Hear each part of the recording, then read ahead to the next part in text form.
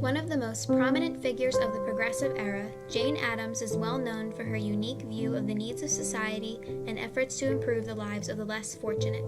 She was born on September 6, 1860 in Cedarville, Illinois. Because her mother passed away when Jane was very young, she developed a strong relationship with her father. A successful public figure, her father was a state senator, helped to build railroads, and had an established military company. He was also noted to be friends with Abraham Lincoln, and his successes were admirable and inspiring to young Jane. She attended Rockford College, where her passion for feminism and leadership personality flourished. However, the death of her father shortly after her graduation left her feeling lost and unsure. During this time, Jane traveled to Europe multiple times to study abroad. On one occasion, with colleague Ellen Gates Starr, 27-year-old Addams visited Toynbee Hall in London, an organization that gave young men the opportunity to help the city's impoverished residents. Inspired by Toynbee, Jane returned to the United States with the intention of starting an organization of her own. She sought the most needy neighborhood in Chicago, and with Ellen Gates Starr, she moved into a room of Hull Mansion on South Halsted Street in September of 1889. This would become Hull House, and would eventually expand from one room to spanning a dozen buildings.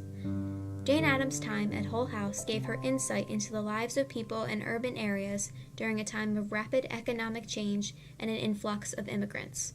The settlement house attracted mainly women and children, who Jane spoke to personally and encouraged them to work towards social reform.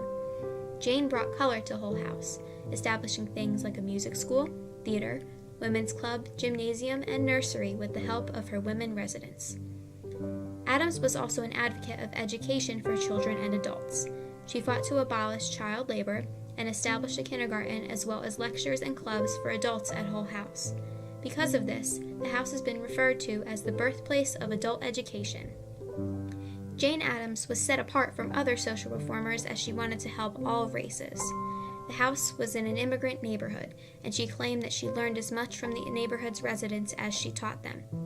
Hull House provided a sense of direction for immigrants in a nation of Americanization, and spread awareness to white society about the difficulties they faced. Additionally, Addams helped the African American community while working with W.E.B. Du Bois, and later helped to found the National Association for the Advancement of Colored People. Her work was supported by the Progressive Party as part of their platform in 1912, and her work toward advancements for women would be achieved as the 19th Amendment for women's suffrage would be passed in 1920. One of the key aspects of the Progressive Era was identifying social ills and working toward improvement for the nation as a whole, and Jane Addams sought to do just that.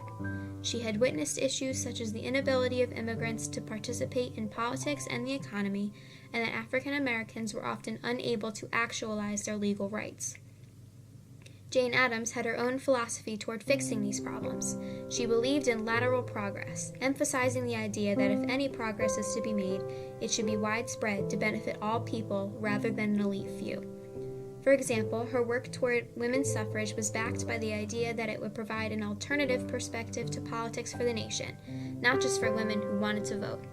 The idea of sympathetic knowledge was also essential for societal reform, that people should learn about the lives of others with the intention of helping those less fortunate. Jane Addams was especially unique in her literary work. She wrote books to document her time at Hull House and outline her social philosophy, and it is estimated to have authored a dozen books and over 500 articles. A new female voice was heard in the male-dominated sphere of literature and would also be heard around the world. Addams was one of few women to surpass the private sphere and enter the public sphere as she traveled to speak to masses of people. She advocated peace and traveled to Europe as a chancellor and was a staunch supporter of Theodore Roosevelt's Progressive Party. Addams would later be a winner of the Nobel Peace Prize in 1931.